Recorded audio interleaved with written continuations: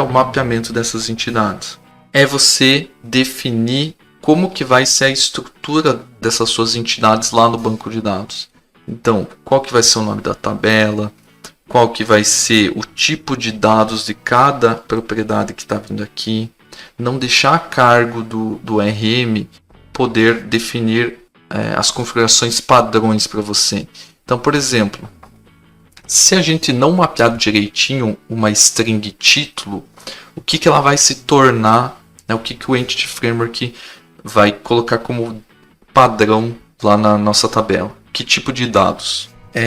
E inclusive é um tipo de dados que, se um DBA pegar isso e souber que isso foi feito de forma acidental, ele vai querer te matar, né? Basicamente isso. Então, nvarchar max. Para começar, um título muito provavelmente não vai ter um tamanho ilimitado, max, né?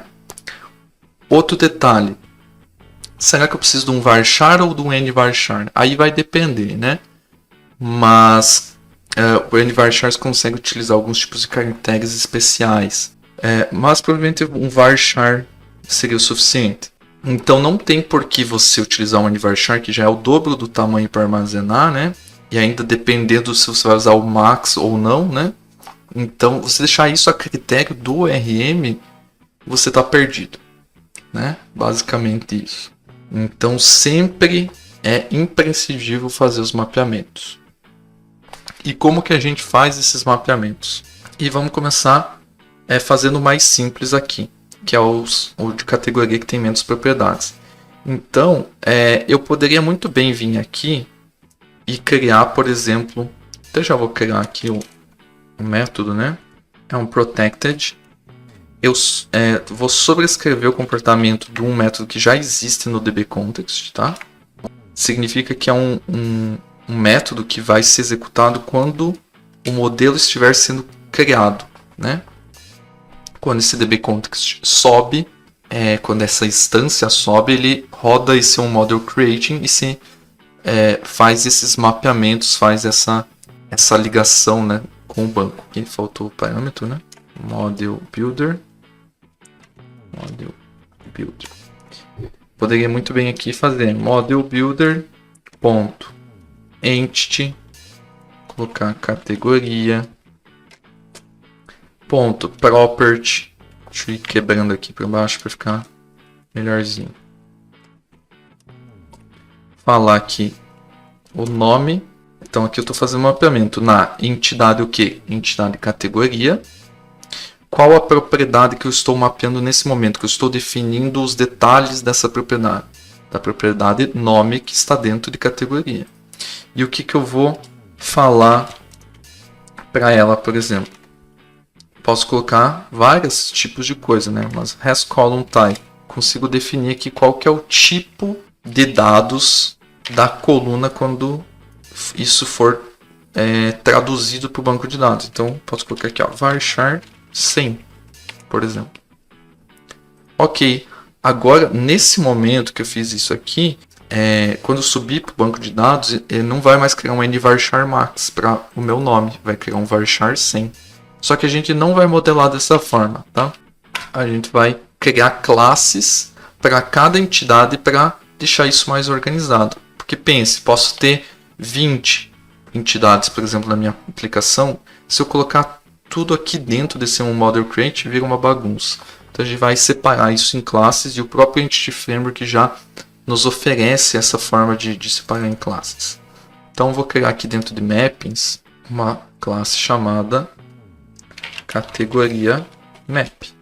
E aqui começam as facilidades do Entity. Então eu vou herdar aqui de uma interface chamada iEntityTypeConfiguration, tá? E vou definir que é da classe categoria que a gente está trabalhando, né? Que a gente quer mapear, né? Importar aqui o entity, beleza? Como ela é uma interface, ela me obriga a implementar o método configure, já com o entity type builder da categoria, já me dando o objeto necessário para eu começar meu mapeamento, tá? Então, vou começar aqui. Primeira coisa que eu quero definir da minha categoria. E agora preste muita atenção porque é essa parte que eu estou basicamente fazendo o mapeamento e definindo, né, todos os requisitos que o Entity precisa, pelo menos para configurar o meu banco de dados da forma correta. O Code First começou lá nas entidades, eu definindo as propriedades, e está continuando aqui onde eu estou modelando o meu banco de dados utilizando a parte de mapeamento do Entity Framework Core. Então, builder, ponto. Então aqui eu tenho inúmeras coisas que eu posso fazer. Primeira coisa, eu vou definir o nome da tabela. Então, toTable, vou colocar aqui o nome é categoria. Ah, André, mas eu preciso sempre colocar isso? Olha, você precisa estudar um pouco de o que é default, né, do Entity Framework. Então, se você não colocar isso, o que vai ser o default do Entity Framework? Ele vai olhar para as propriedades de DB7 que você colocou no seu contexto e vai criar baseado nisso aqui, nesses nomes aqui.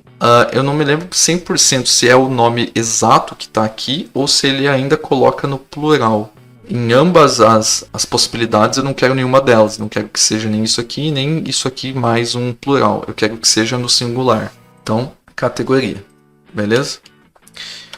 Vamos mapear uma propriedade agora. Então, builder.property, né? Basicamente o que a gente fez lá dentro do contexto, só que aqui a gente está trabalhando diretamente com o mapeamento da categoria. Então, a gente não precisa definir que é a entidade categoria, por causa que isso já foi definido aqui. Ele já sabe qual que é a entidade que ele está trabalhando. Então, nome, a gente vai colocar que é um varchar 100, que a gente colocou lá no outro, né? O que eu posso mais fazer de mapeamento aqui? Posso falar que a coluna é obrigatória, por exemplo. Então, is required. Termino com ponto e vírgula, quer dizer que eu terminei o mapeamento dessa propriedade aqui. Para efeito de subir o nosso banco de dados já com dados, né? Eu já quero colocar um dado inicial aí, né? Um seed, né? Que era chamado no Entity Framework 6, se não me engano.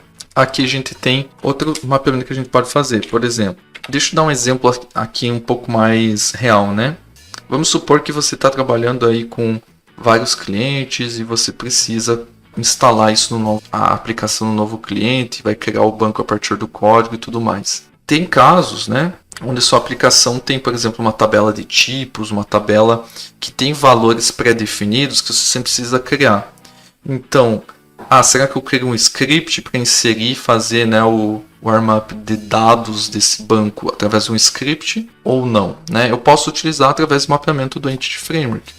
Então, se essa for uma tabela de dados pré-definidos, né, que eu já sei quais são esses dados, não são dados do cliente, eu posso fazer um builder.hasData e o que eu posso fazer aqui? Eu posso criar uma categoria. Então, quero a categoria aqui, vou passar, eu não sei se eu queria construtor, né? Quero o ID 1 e quero que se chame software, minha categoria de livros, tá? Né? Quando ele criar o banco, ele vai inserir esse dado aqui já. É esse o mapeamento que a gente quer aqui.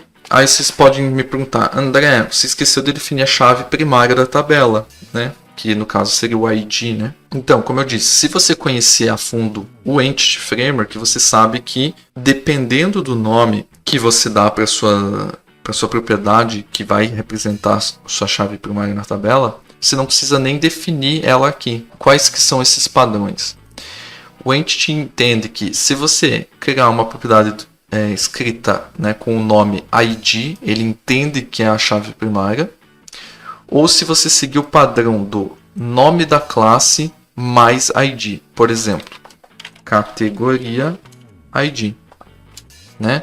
Assim, ele também entenderia que isso é a chave primária.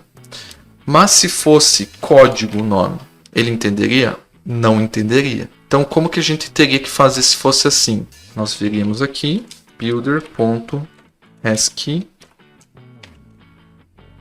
Aqui eu definiria a chave primária. Se fosse uma chave composta, aí você vai criando uma coleção aqui dentro. Vamos supor que fosse o código e o nome, né? Assim, chave primária composta, beleza? e assim por diante. Então, esses detalhes vocês encontram na documentação, por isso que é muito importante quando você vai trabalhar com a Entity, não deixar tudo a cargo dele.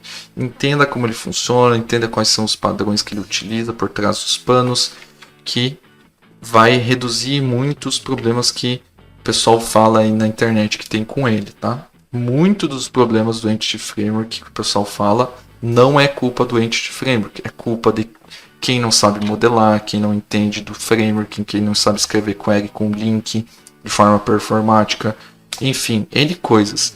Uma pequena parcela ainda são detalhes que precisam ir sendo melhorados no Entity Framework. Ele já melhorou muito desde a versão 1.0 lá do Entity Framework Core, inclusive algumas coisas bem bizarras que não tinham sido feitas, mas agora já foram. Entenda como ele funciona aqui, você não vai ter muitos problemas não. Beleza, vamos fazer do livro agora, né? O que eu estou definindo aqui nesse livro? Primeiro, qual que é o nome da tabela? Livro, no singular. Segunda coisa que eu comentei que eu queria fazer quando eu estava lá modelando a nossa entidade. A minha propriedade ID, nesse caso eu não quero que ela tenha um valor gerado automaticamente pelo banco de dados, ou seja, que ela seja a identity, né? O que eu faço? Eu tenho que mapear, porque por convenção, o Entity Framework vai definir isso aqui como chave primária e vai torná-la, né, uma chave com numeração sequencial, né, automática. Então, eu defino que ela nunca vai gerar o valor automaticamente. Seguindo aqui para título, varchar 150 é um campo requerido. Autor varchar 150 também é requerido. Preço eu quero numeric 38.2, podia ser o que? 18.2, podia ser qualquer o tamanho de campo que você desejar. O importante é que você não deixe isso a cargo do ORM de forma inconsequente, tá? Você tem que ter consciência do que você está fazendo. Se você quer deixar alguma coisa por default, porque você conhece qual é o default do ORM, tranquilo. O importante é fazer sem saber. A data de entrada é datetime 2, ou podia ser só um datetime aqui, né? Algumas pessoas falam, putz, mas com Code First, eu modelando meu banco de dados pelo código, é ruim porque não tem como criar índice, não tem como fazer tal coisa. E na verdade isso é mentira, tá? Por causa que você tem como criar índice, você tem como criar uma porrada de coisas aqui. Só tem que saber usar, né? E óbvio, se você não tem expertise necessária para fazer essa criação, fale com a pessoa que tem expertise, chame ela para te ajudar a modelar isso. O DBA, enfim, né? Vai consultar muitas coisas baseadas no título do livro, você quer pôr um índice, então cria um índice, né? Tem outros detalhes de mapeamento de índice aqui que você pode fazer também, mas aqui é só para exemplificar aqui. Para quem fala que não existe esse tipo de coisa, existe sim, ok? E aqui eu estou só colocando alguns dados, tá, pessoal? Que é para a gente ter alguns dados lá quando a gente subir o nosso banco, tá? Nada demais. Ok, qual é o próximo passo, tá? Então a gente fez o quê? Criou nossos models, né? Beleza, nosso livro, nossa categoria. Criou os mapeamentos. Só que a gente criou os mapeamentos em classes separadas aqui, né? Então o que a gente precisa fazer? Eu não falei que eu conseguia fazer o mapeamento com o Model Creating? Sim, poderia fazer tudo aqui dentro, só que assim fica mais organizado. Só que, para ele entender que eu fiz esses mapeamentos em outra classe, eu tenho que linkar eles. Então, o que eu vou fazer aqui? Fazer um Model Builder. Model Builder. Apply Configuration. Como que eu posso definir isso? Posso passar aqui um new categoria map, tá? Por exemplo, e fazer a mesma coisa com o livro, ou também posso fazer um apply aqui, que é quando você tem lá 100 classes de mapeamentos, pode fazer um apply configurations from assembly, onde você passa o assembly aqui como parâmetro e ele busca automaticamente por todas as classes que tem esse tipo de assinatura aqui com a Entity Type Configuration. Então, você nem precisa vamos dizer assim, definir todas de forma explícita. Esse Apply Configurations from Assembly já te ajuda a fazer isso de uma forma só. No caso aqui, vou pôr normalmente aqui, porque são duas só, e dá visibilidade para quem está começando, né, que realmente está mapeando aqui, né. Aqui faltou um void, né. Beleza. Terminei meu contexto, né, terminei as partes aqui, fiz o mapeamento, vinculei o mapeamento dentro do meu contexto aqui, do Data Context. Tem um detalhe aqui que a gente pode fazer, que se a gente tem um livro e esse livro tem uma categoria, né, eles têm uma certa relação, né? Mesma coisa olhando do contrário, né? Se a gente tem categoria que tem vários livros, eles também têm uma relação.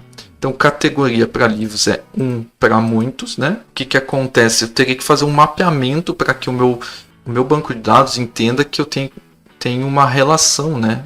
Tem um relacionamento entre essas tabelas. Então, como que a gente faria isso com o Entity Framework? Não precisaria nesse caso, porque eu modelei já da forma correta aqui, para que ele entenda que tipo de relacionamento ele tem que criar entre as tabelas.